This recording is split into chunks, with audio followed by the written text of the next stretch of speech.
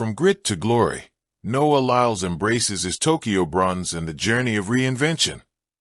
Olympic champion Noah Lyles clinched the bronze medal in the 100-meter at the 2025 World Athletics Championships in Tokyo.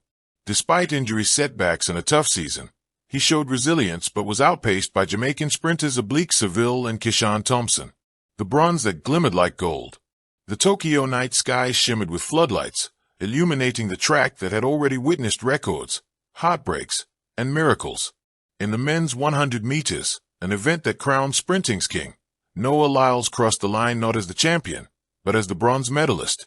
For a man who had spent years dreaming of Olympic gold, who had declared openly his mission to dominate sprinting's throne, the bronze should have been a disappointment. Yet when Noah stood on the podium, his smile was different, softer, fuller, touched not with frustration but with peace. This was not a defeat. This was a rebirth. Sometimes the journey changes you, he said afterward, voice steady. This bronze, it's not less. It's more. It's everything I needed to become who I am. The crowd cheered. The world listened. And Noah Lyles' story shifted from one of chasing medals to one of embracing reinvention. A childhood of fire. Long before Tokyo, before the medals and interviews, Noah Lyles was just a boy in Gainesville, Florida, chasing shadows with his brother Josephus. Born in 1997, Noah had always been restless, buzzing with energy, a child who needed to move, to sprint, to fly. Sports became his escape. Basketball, gymnastics, even music. Noah touched them all. But it was sprinting that gripped him, the raw thrill of racing not against others but against the very concept of time. His childhood wasn't perfect. Asthma plagued him, and the family's financial struggles often pressed hard. But Noah's mother, Keisha, believed in him fiercely. She told him that his energy, his creativity, his speed, those were not burdens but gifts. And so he learned to run not just with his legs, but with his heart. By high school, Noah and Josephus were sprint prodigies. Recruiters circled, expectations mounted, and the world beckoned. While Josephus chose college, Noah turned professional, his eyes set firmly on the stars. The burden of expectations. The sprinting world is not kind. For every Usain Bolt, there are dozens who falter under the weight of expectation. Noah entered the professional scene as a flamboyant, charismatic sprinter. Fast, yes, but also bold, outspoken, unafraid to say, I want to be the greatest. He wanted to be not just a champion but a showman. With colorful hair, quirky celebrations, and a love for anime and music, he stood out in a sport often dominated by stoic intensity. Some adored him. Some doubted him. But everyone watched. 2016, he narrowly missed making the U.S. Olympic team as a teenager. The disappointment stung, but it became fuel. 2019, he won the 200-meter World Championship in Doha, cementing his status as the heir apparent to Usain Bolt's crown.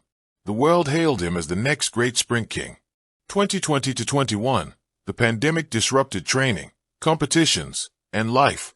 Lyles opened up about his struggles with mental health, revealing a vulnerable side few athletes dared to show. He admitted to anxiety, depression, and the crushing weight of expectation. By the time the delayed Tokyo Olympics, 2021, arrived, Noah Lyles was both brilliant and bruised, a man carrying the burden of being the one while fighting storms inside himself. The trials of gold. For Noah, gold was always the vision. The 100 meters, the blue ribbon event of track and field, was the one prize he wanted most. It was the event Bolt had dominated, the one that crowned legends. But the 100m was not his strongest distance. Noah's true brilliance shone in the 200m, where his top-end speed and smooth curve running were unmatched. Still, he longed for the 100-meter title, the one that would declare him the fastest man alive. Tokyo presented the chance. He lined up, nerves taut, heart pounding. But the field was stacked. Oblique Seville of Jamaica, Gifted Layla of South Africa, his American compatriots hungry for glory. The gun fired. Lyles drove hard, his stride powerful, but his start faltered ever so slightly. Seville surged, Layla followed, and the meters slipped by. Noah fought, closing strong, but the finish line came too soon. Third, bronze. For a heartbeat, the weight of disappointment pressed down. This was not the dream. This was not the script. But then, standing on the podium, Listening to the crowd roar, Noah realized something profound. This bronze was not failure. It was freedom. Redefining victory. Why did bronze feel like glory? Because for Noah Lyles, the journey had never been just about medals. It was about becoming whole. After years of battling anxiety, of struggling under the shadow of Bolt and the crushing expectations of a world hungry for the next superstar, Noah found clarity. This, he told reporters, holding up the bronze, isn't about losing. It's about learning. It's about finding joy again. In that moment, he reclaimed his narrative. No longer was he just the heir to Bolt, the showman sprinter, the promise of gold. He was Noah Lyles, human, flawed, resilient, and rising. Fans around the world felt the shift. The medal gleamed differently, not as consolation, but as confirmation that greatness isn't measured only in gold.